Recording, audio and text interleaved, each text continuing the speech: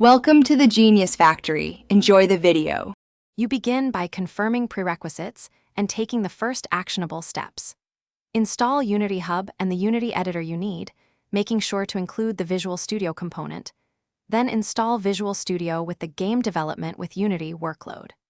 Once done, open your project from Unity Hub and immediately set Visual Studio as the external script editor in Unity Preferences, because that links debugging and assemblies. This step eliminates file mismatch issues and creates the required solution.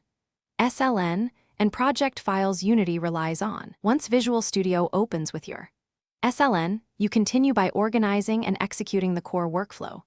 Double-click any C# script to regenerate project files if missing, and use assembly definition files to split code into compiled units so iteration is faster and clearer.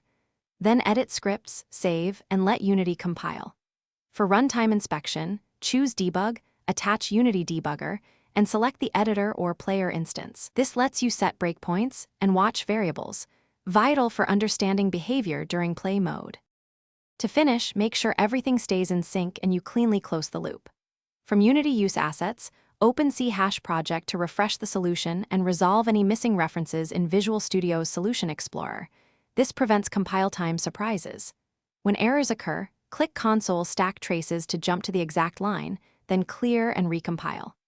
If IntelliSense, Project ID, or debugging stop working, delete the library and VS folders. Then reopen Unity and Visual Studio.